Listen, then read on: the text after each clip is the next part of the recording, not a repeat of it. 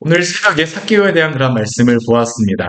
이것은 여리고에서 있었던 일로, 여리고는 우리가 지도를 보게 되면 요즘에 통전적 성경 읽기하면서 지도를 우리가 좀 보게 되지만 여리고는 예루살렘에서 어, 어, 그, 이 사해 지역에서 예루살렘으로 올라가는 그러한, 도시 중에, 맞닿아 있는 그러한 도시입니다.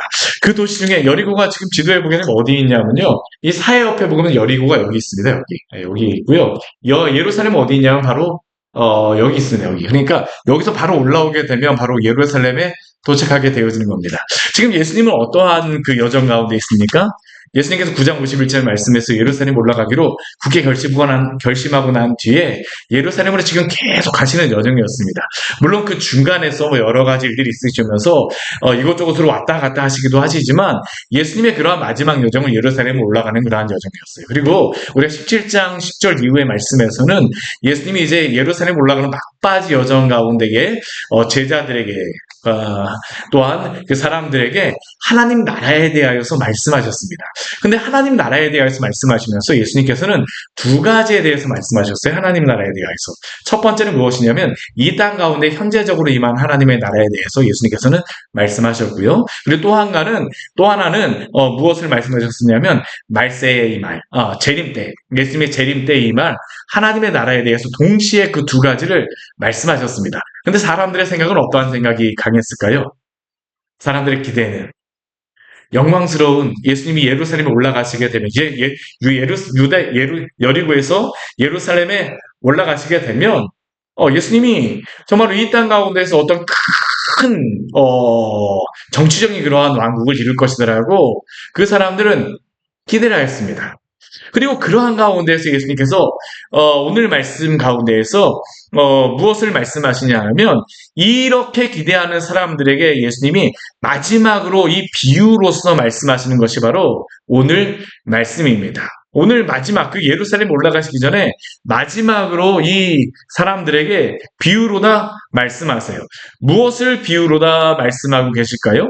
오늘 19장 11절 말씀에 보게 되면 그 배경을 제가 지금 말씀드렸던 그 배경을 이렇게 설명하겠습니다. 우리 11절 말씀을 같이 한번 읽을까요?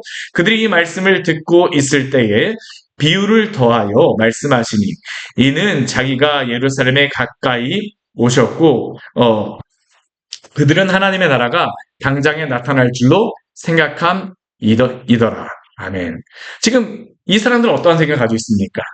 자기가 예수님께서 지금 예루살렘에 가까이 오셨기 때문에 그들은 지금 계속적으로 무엇을 기대하고 있냐면 하나님의 나라, 이 세상에 임할 하나님의 나라가 당장에 임할 것으로 그들은 지금 기대하고 있습니다.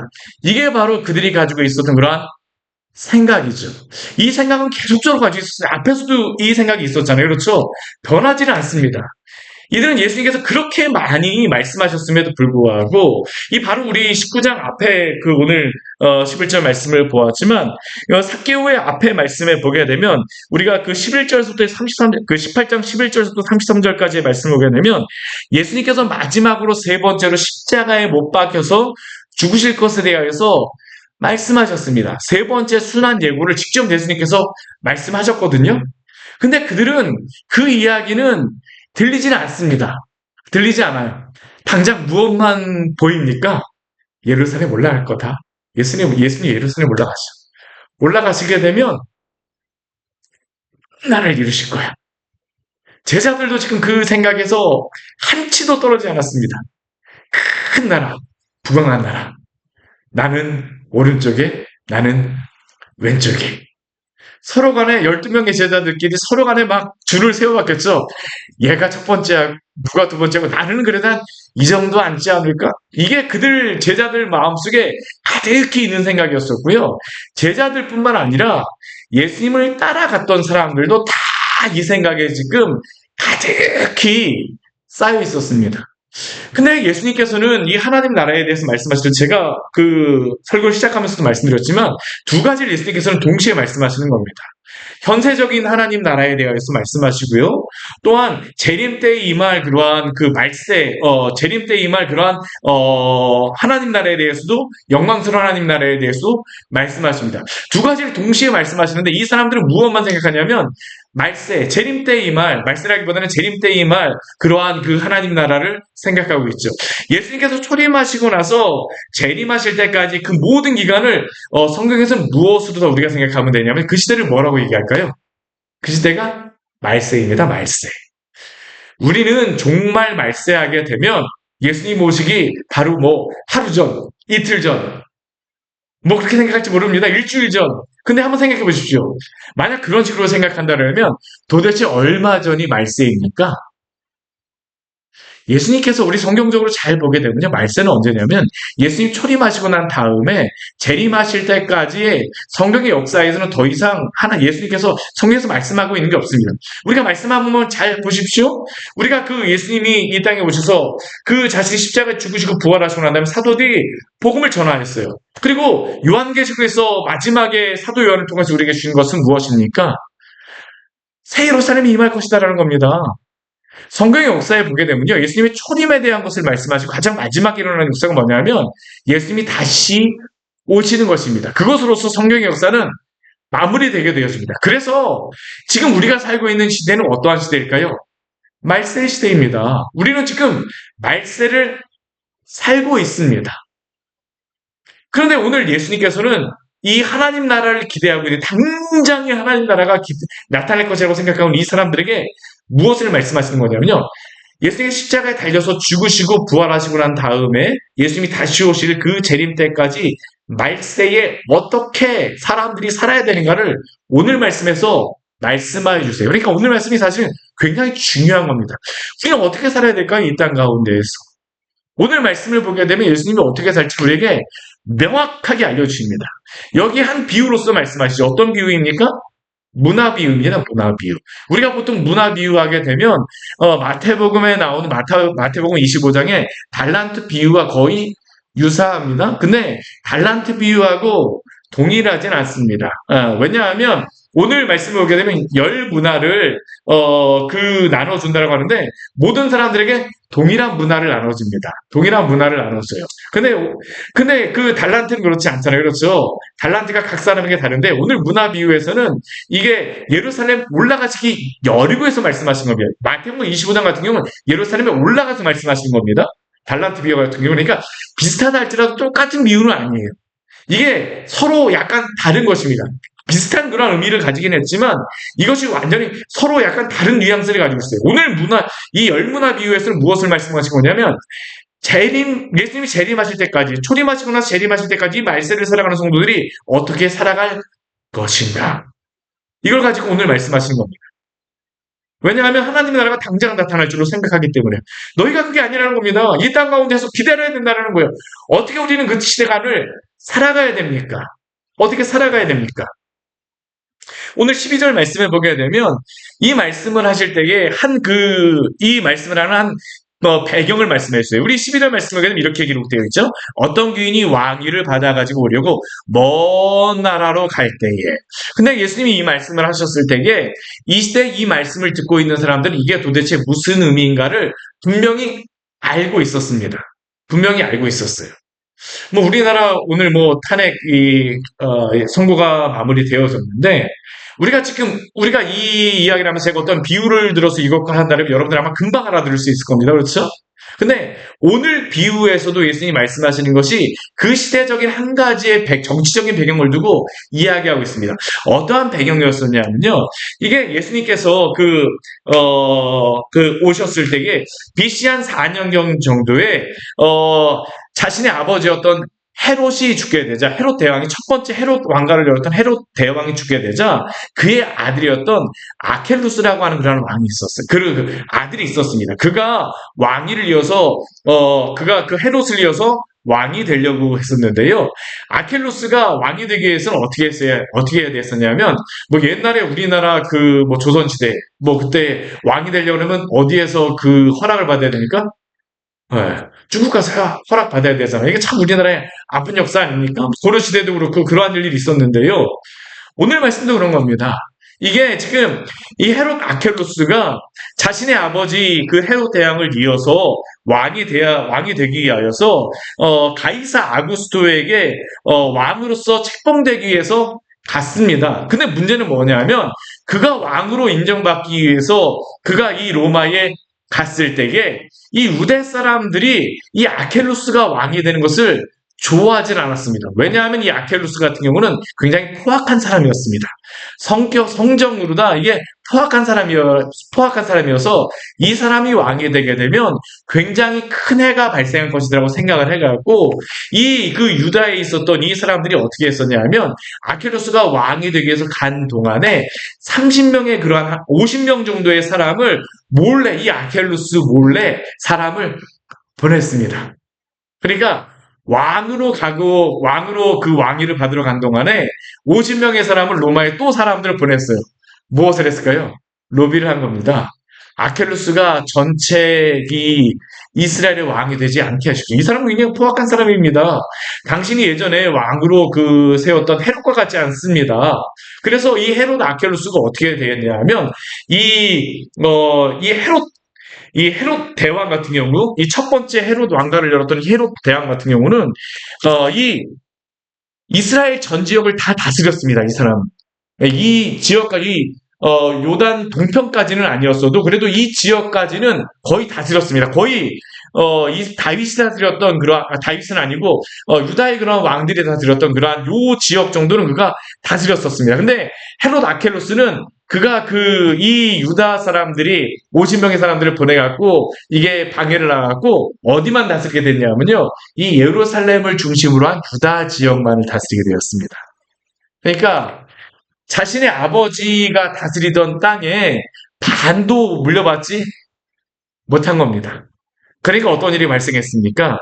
나중에 돌아오고 나서 이 아켈루스는 반대자들을 다 쌀하고 막 그러한 일들이 역사상에 있었습니다. 이것을 배경으로 삼아서 예수님께서 지금 이야기하시는 것이. 근데 이게 이 시대에는 그게, 이들이 생각해 별로 좋지 않은 거였었지만, 이것이 지금 예수님이 오시는 것을, 예표하면서 이것을 가지고 지금 비유로 말씀하시는 겁니다. 그들이 잘 이해하기 위해서. 오늘 한번 말씀 보십시오. 어떤 귀인이 왕위를 받아가지고 오려고 먼 나라로 갈 때에. 여기에 말하는 귀인은 누구를 이야기할까요? 사람들은 이것을 아켈루스가 생각할지 모르겠지만 여기에 있는 이 귀인은 누구겠습니까? 예수님입니다. 예수님. 예루살렘에 올라가시게 되면 이제 십자가에 달려 죽으십니다. 그리고 예수님께서는 승천하셔서 하늘나라에 계세요. 그리고 마지막 재림 때 이 땅에 오시게 되겠죠. 이러한 상황 가운데에서 어떤 귀인이 가기 전에 이 사람들에게, 남겨질 사람들에게 각자의 미션을 주는 겁니다. 어떠한 명령을 줘요. 어떤 명령을 주냐 하면 그 종 10명을 부릅니다. 종 10명 하니까 누가 생각납니까? 예수님의 제자가 12명이, 지금 아직까지 12명이잖아요. 그렇죠? 한 10명 정도니까 예수님의 제자라고 할 수 있겠죠. 제자들. 남겨질 그 제자들을 불러 모으는 겁니다. 그리고 그 사람들에게 은하 10문화를 가지고 주었습니다. 이 한 문화가 어느 정도의 그러한 가치가 있었었냐 하면, 이게 한 200데나리온 정도의 그러한 가치가 있었습니다.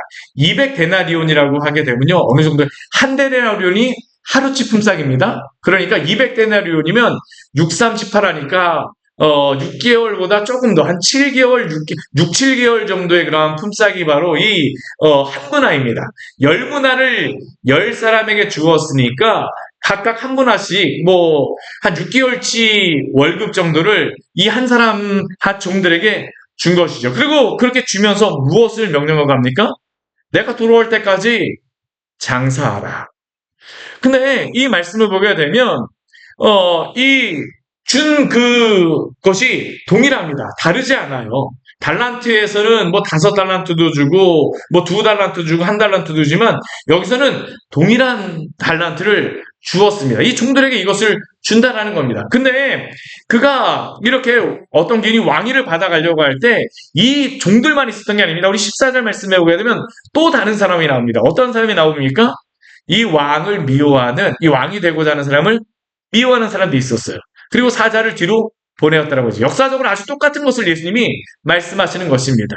그리고 이 사람들은 예수님의 왕됨을 원하지 않는다라고 이야기합니다. 이 사람들은 실제로는 누구를 이야기할까요? 지금 예수님이 지금 말씀하시는 것에서는 여러 종교 지도자라든가 예수님을 십자가에 못 박게 미워하고 있는 그 사람들을 이야기하고 있는 것이겠죠.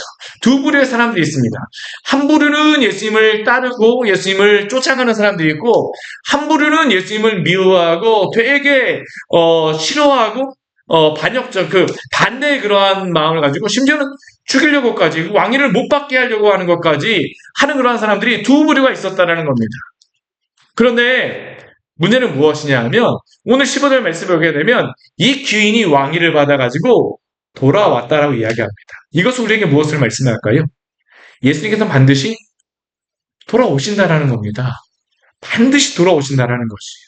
이게 지금 이 마지막 비유를 통해서 하나님 나라에 대해서 앞에서 예수님께서 말씀하셨던 것을 지금 이게 다 요약해갖고 예수님께서 지금 말씀하시는 겁니다. 귀인이 왕위를 받아가지고 돌아올 것입니다. 근데 그때 돌아왔을 때에 이 귀인이 무엇을 할까요? 어떻게 장사하였는지 셈을 합니다. 그때 가서 그것을 가지고 다 확인을 하겠다라는 거죠. 우리가 나중에 주님의 나라에 가서 확인하는 것과 같이 지금 이것을 예수님께서 반드시 하시겠다라고 우리에게 말씀하시는 것이에요. 제자들에게도 이것을 말씀하시는 것입니다. 이 귀인이 왕위를 받아가지고 은하루를 준 종들이 어떻게 장사였는지 알고자 하여서 다 부를 것이다. 말세에 일어날 일들입니다. 말세에 일어날 일들. 그리고 이 말세에 일어날 일들을 어떻게 우리에게 설명하고 있습니까? 첫째가 와서 이야기합니다. 그 첫째가 와서 이야기했을 때 그가 무엇이라고 이야기합니까? 우리 16절 말씀에 보면 나오죠. 주인이여 당신의 한 문화로 열 문화를 남겼나이다. 이 종 같은 경우는 어떻습니까? 한 문화로 열 문화를 남겼습니다. 굉장히 지혜롭게 그 한 문화를 굉장히 잘 유용한 사람이죠. 이 귀인에게 마음에 쏙 드는 그런 사람이었습니다. 그때 이 주인이 이 종을 향하여서 무엇이라고 이야기합니까? 우리 17절 말씀 같이 한번 읽겠습니다. 주인이 이르되 잘하였다 충성 착한 종이요 내가 지극히 작은 것에 충성하였으니 열 골 권세를 차지하라 하고 아멘. 그리고 두 번째 사람도 옵니다. 두 번째 사람은 어떻습니까? 이 사람도 와갖고 이 주인에게 합니다. 주인이여 당신의 한 문화로 5문화를 만들었나이다. 그리고 이 사람에게 주인은 무엇이라고 해야 합니까? 너도 5골을 차지하라 하고. 근데 우리가 이 말씀을 보게 되면 중요한 것은 무엇이냐 하면 주인이 이 10문화 남긴 사람에게 잘하였다 착한 종이라고 하지만 이 남긴 것을 향해서 이 주인이 뭐라고 얘기하냐면 지극히 작은 것에 충성하였다라고 이야기합니다. 남긴 것을 가지고 얼마나 남겼느냐가 여기에서는 중심이 아닙니다. 지극히 작은 것에 충성하였다는 겁니다. 이 지극히 작은 것이라고 하는 것을 우리가 앞에 말씀에 보게 되면요. 이 세상에 맡겨진 것을 불의한 재물로서 예수님께서 비유를 하셨었거든요. 그렇기 때문에 우리에게 이 땅에 맡겨진 모든 것이 사실은 지극히 작은 것들을 가지고 남겨야 될 것이라는 것을 우리가 알 수 있죠. 지극히 작은 것에 충성하였으니 10골 권세를 차지하라. 잘하였다. 충성된 종이요. 그리고 5문화를 남긴 사람도 어떻습니까? 너도 5골을 차지하라. 라고 칭찬하십니다. 거의 달란트 비유하고 비슷하긴 하지만 조금 약간 다른 게 있어요. 근데 모든 사람은 다 어떻습니까? 다 한 문화를 받았어요. 이게 많이 가진 것을 여기서 이야기하는 건 아닙니다. 동일한 문화를 주었다는 겁니다. 이 말씀을 보게 되면 우리는 이 땅에 태어나면서 사실은 모든 사람은 다 어떻습니까? 동일하게 다 태어나잖아요. 그렇죠? 그런데 물론 사람마다 가진 그러한 것은 다 다릅니다. 물론 달라요. 그렇죠? 그렇지만 우리가 생각할 것은 무엇일까요? 그러나 우리가 사람마다 차이가 있다고 하지만 하나님 보시기에는 그게 별로 그렇게 크게 차이가 있지 않다는 겁니다. 누구나 한 문화씩은 다 가졌다라고 하는 게 예수님께서 여기에서 우리에게 주시는 중요한 말씀입니다. 누구나 다 한 문화가 있습니다. 난 아무것도 없어요라고 하지만 그 사람에게도 오늘 먹을 한 끼의 밥이 있다면 그것조차도 무엇일까요? 하나님 주신 한 문화입니다. 우리에게 시간도 우리에게 하나님이 주신 한 문화라고 할 수 있죠. 근데 이렇게 한 문화를 줬는데 오늘 또 어리석은 한 사람 예수님께 책망받는, 이 주인에게 책망받는 한 사람이 있습니다. 어떤 사람이 있습니까? 20절 말씀에 오게 되면 한 사람이 와서 이 주인에게 얘기합니다. 뭐라고 합니까? 주인이여 보소서, 당신의 한 문화가 여기 있나이다. 내가 수건으로 싸 두었었나이다. 왜 이 사람은 수건으로 쌓아두었을까요? 우리 21절 말씀에 보게 되면 이렇게 말씀합니다. 우리 21절 말씀 같이 한번 읽어볼까요? 이는 당신이 엄한 사람인 것을 내가 무서워함이라. 당신은 두지 않은 것을 취하고 심지 않은 것을 거두나이다. 왜 이 사람은 이 한 수건을 쌓아두었었냐 하면, 만약 내가 이것을 가지고 실패하게 된다고 하게 되면 주인이 어떤 사람입니까? 엄한 사람이기 때문에 여기에 대해서 그 나를 분명히 가만두지 않을 것이다라고 하는 그 생각이 있는 겁니다. 지금 이 종은 이 주인에 대해서 무엇이라고 얘기하냐면 인정머리 없는 사람이라는 겁니다. 여기 엄한 사람이라는 그러한 의미는 인정 없고 전혀 융통성 없고 정말 엄격하기만 해서 실수를 하나도 용납하지 않는 그러한 사람이라고 이 사람은 이야기하고 있는 거죠. 근데 이 사람에 대하여서 오늘 예수님께서는 주인의 입을 통해서 무엇이라고 말씀하실까요? 우리 22절 말씀 보게 되면 이 사람을 부르는 호칭이 있습니다. 무엇입니까? 악한 종. 악한 종. 악한 종이라고 얘기합니다. 왜 악한 종이라고 합니까?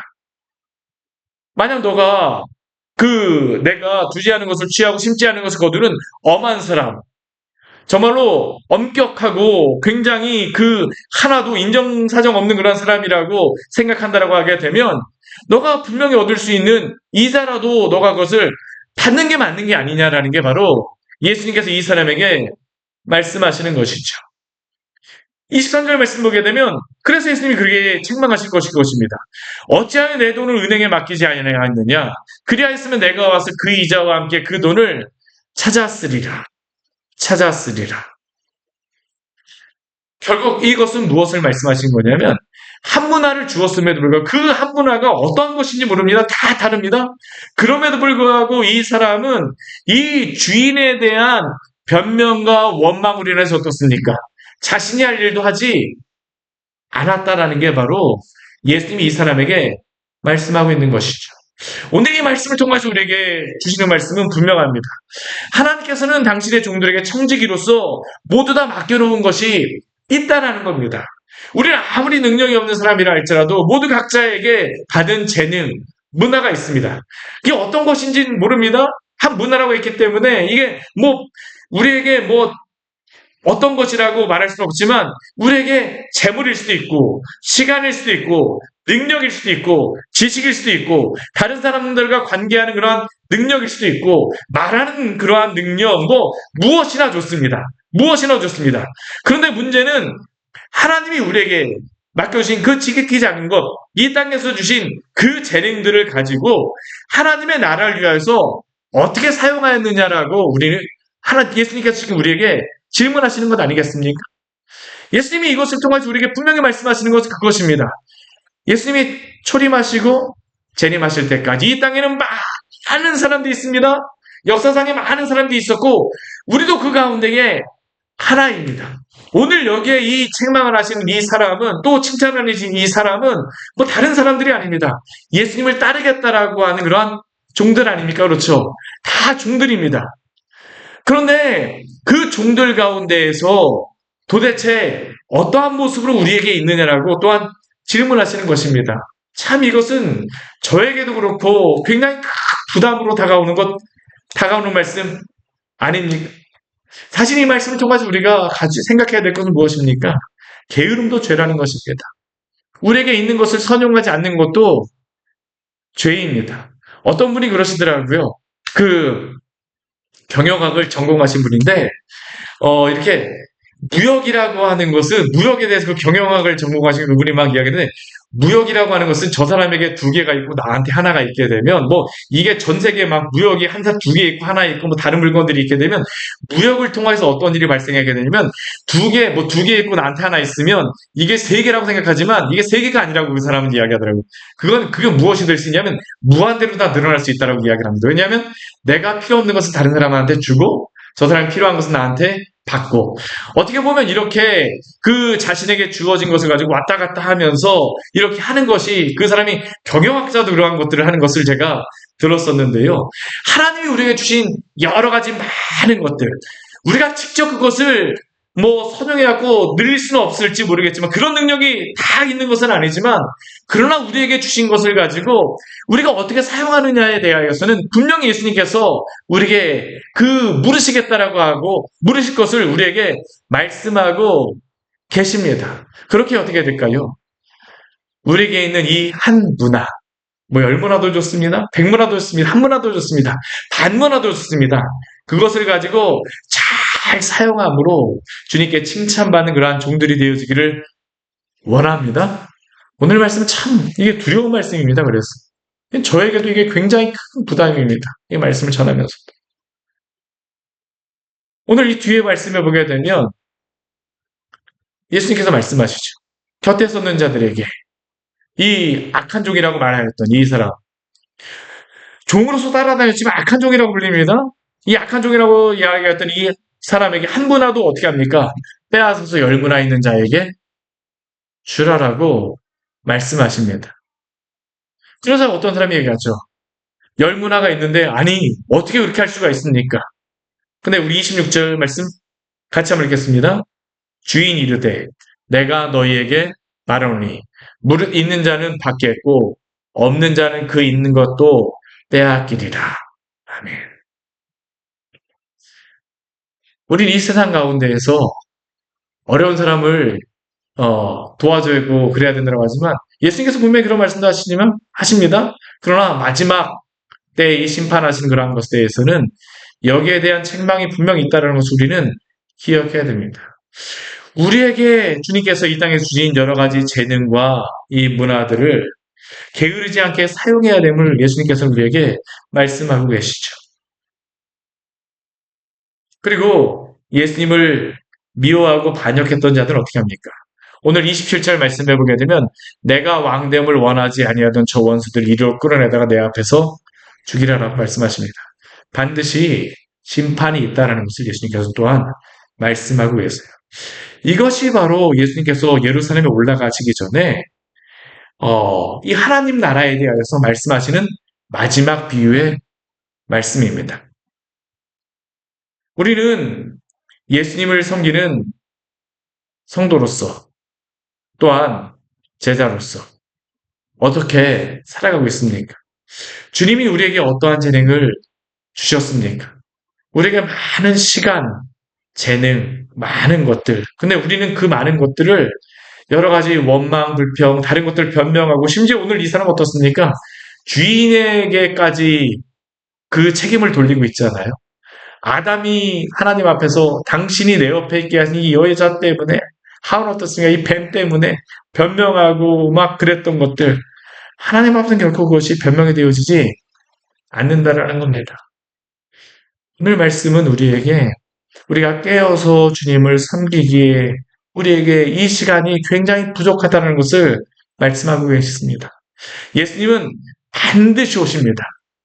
그리고 그 값에 대한 계산이 반드시 있을 것입니다. 그렇게 깨어서 충성하십시오. 이것이 예수님께서 하나님 나라에 대하여 마지막 예루살렘에 올라가시면서 주시는 말씀입니다. 우리는 우리에게 주신 문화를 가지고 다시 오실 예수님을 기대하며 소망하며 살아가기를 원합니다. 같이 기도하도록 하겠습니다. 우리 오늘 말씀 같이 기억하면서 우리 기도하기로 합니다. 오늘 말씀은 참 하나님 나라에 대해서 말세에 대해서도 말씀하시고요. 이 땅에서 어떻게 살아가야 될지에 대해서도 예수님께서 말씀하시는 것입니다. 우리는 이 땅 가운데서 살아가고 있습니까? 우리 이 시간 주님 앞에 우리 간절히 기도하며 나아갈 때에 주님 정말 우리가 깨어서 주님의 하나님 아버지 백성으로 게으르지 않게 저에게 맡겨진 일들을 잘 감당하게 하여 주시옵소서. 이 시간 주님 앞에 우리 간절히 기도하도록 하겠습니다. 같이 기도하시겠습니다. 하나님 아버지 오늘 주님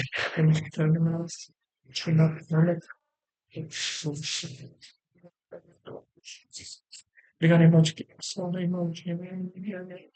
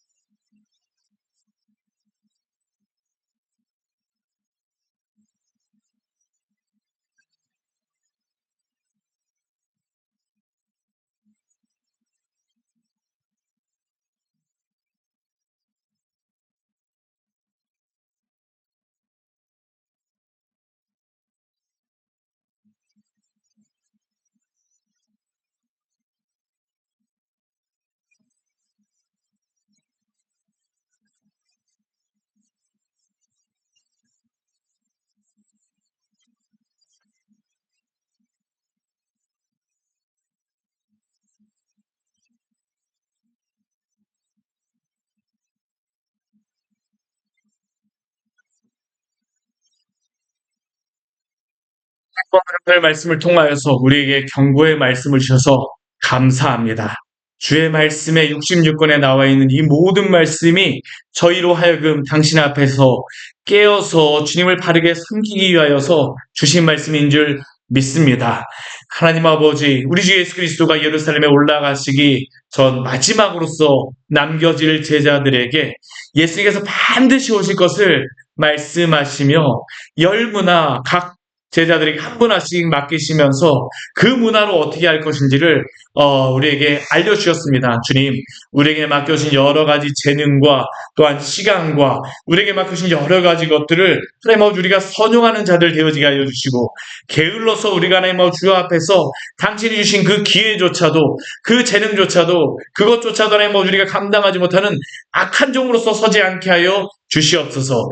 깨어서 주님을 섬기게 하여 주시고 열심을 품고 주님을 따라갈 수 있는 귀한 성도들 되기를 주님 소원합니다. 저희가 열심을 품고 주님을 섬겨도 저희가 어리석고 지혜롭지 못하여서 많은 시행착오가 있습니다. 그때마다 주께서 하나님 지혜로 락하여 주셔서 우리가 바른 길로 가게 하여 주시고 정말 그 모든 순간마다 주님을 하나님 아버지 바라보며 믿음으로 하나님 저에게 맡겨진 일들을 잘 감당하는 낙심하지 않고 항상 기도하며 주님과 동행하는 믿음의 성도들 될 수 있도록 은혜 내려 주시옵소서. 예수님 이름으로 기도드립니다.